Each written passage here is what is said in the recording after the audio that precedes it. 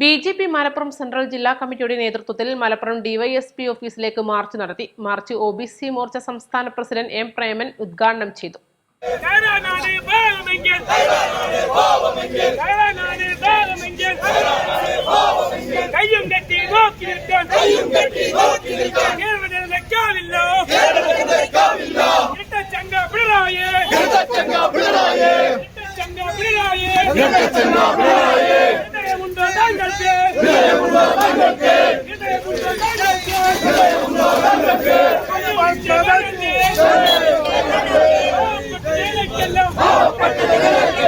Police സേന പൂർണ്ണമായും ക്രിമിനൽവൽക്കരിക്കപ്പെട്ടതായും കേരളത്തിൽ നിയമവാഴ്ച ഉറപ്പുവരുത്തുന്നതിൽ ആഭ്യന്തര വകുപ്പ് പരാജയപ്പെട്ടതായും പിണറായി ഭരണത്തിൽ ഗുരുതരമായ കുറ്റകൃത്യങ്ങളിൽ ഏർപ്പെട്ട 744 പോലീസ് ഉദ്യോഗസ്ഥരിൽ 18 പേർക്കെതിരെ മാത്രമാണ് നടപടി സ്വീകരിച്ച് സർവീസിൽ നിന്നും പിരിച്ചുവിട്ടതെന്നും പിണറായി ഭരണത്തിൽ 16 കസ്റ്റഡി മരണങ്ങൾ നടന്നതിൽ ഒന്നിലും കാര്യമായ ഒരു നടപടിയും ഉണ്ടായില്ലെന്നും ഒ.ബി.സി. മോർച്ച സംസ്ഥാന പ്രസിഡന്റ് എം. പ്രേമൻ ആരോപിച്ചു.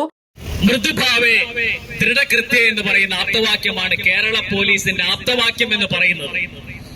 അതായത് മൃദുവായ പെരുമാറ്റം, അതാണ് അവരെ ആ എംബ്ലത്തിന്റെ താഴെ എഴുതിയിട്ടുണ്ട്. അതില്ലാത്തതും അതാണ് അവർക്കുള്ളത് എന്നാണ്. അവർ ആപ്തവാക്യമാണ് മൃദുവായ പെരുമാറ്റം എന്നുള്ളത്. ദൃഢമായ കൃത്യനിർവഹണം, അതാണ് രണ്ടാമത്തത് അവരുടെ ആപ്തവാക്യം എന്ന് പറയുന്നത്. അത് ആ എഴുത്തിൽ മാത്രമേ ഉള്ളൂ.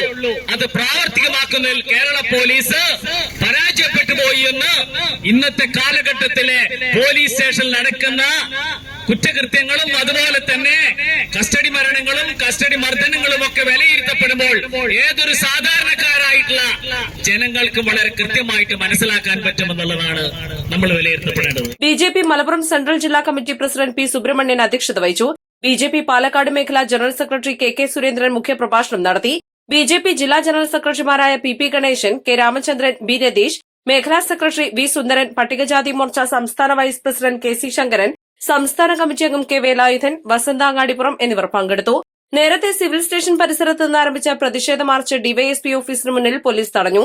സിവിൽ സ്റ്റേഷൻ പരിസരത്ത് നിന്ന് ആരംഭിച്ച മാർച്ചിന് ബി.ജെ.പി. ജില്ലാ നേതാക്കളായ വിജയകുമാർ കാടാമ്പുഴ, രാജേഷ് കോഡൂർ, മഠത്തിൽ രവി, രമ മയ്യപ്പ, ലിജോയ് പോൾ, ബൈജു തൊട്ടിയിൽ എന്നിവർ നേതൃത്വം നൽകി.